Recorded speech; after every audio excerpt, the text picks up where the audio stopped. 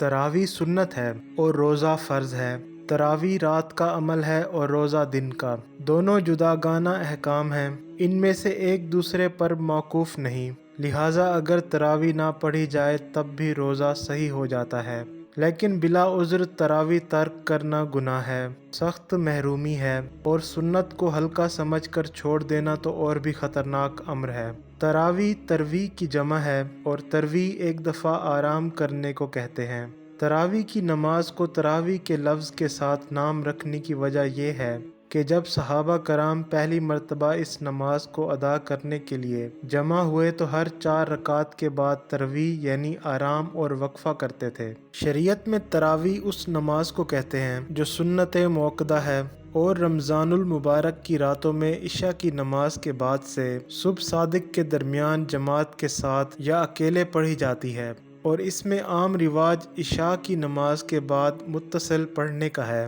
حضرت ابو ہریرہ سے روایت ہے کہ رسول اللہ صلی اللہ علیہ وسلم نے ارشاد فرمایا، جو شخص رمضان کی راتوں میں ایمان کے ساتھ اور ثواب کی نیت سے عبادت کے لیے کھڑا ہو، اس کے پچھلے تمام گناہ معاف ہو جاتے ہیں۔ ثواب کی امید رکھنے کا مطلب یہ ہے کہ شہرت اور دکھاوے کے لیے نہیں، بلکہ خالص اللہ تعالیٰ کی رضا حاصل کرنے کے لیے عبادت کی جائے۔ حضرت عبد الرحمن بن عوف سے روایت ہے کہ رسول اللہ صلی اللہ علیہ وسلم نے ارشاد فرمایا،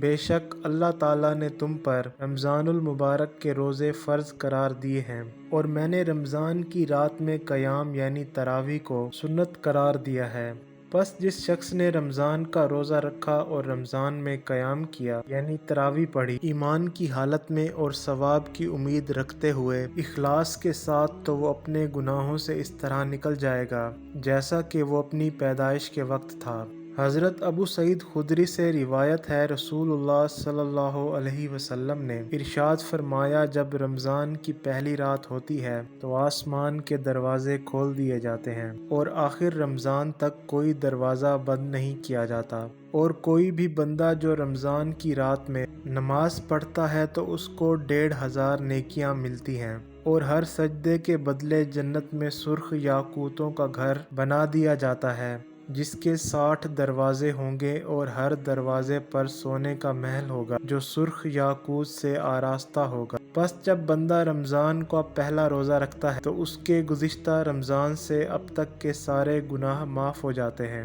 اور صبح کی نماز سے غروب آفتاب تک اس بندے کے لیے 70,000 فرشتے دعائے مغفرت کرتے رہتے ہیں، اور اس کے لیے رمضان کے ہر سجدے کے بدلے چاہے دن میں ہو یا رات میں جنت کا ایک درخت ہے جس کے سائے میں سوار 500 سال تک چل سکتا ہے۔ اللہ تعالی ہم سب کو نیک اعمال کرنے کی توفیق عطا فرمائے، آمین۔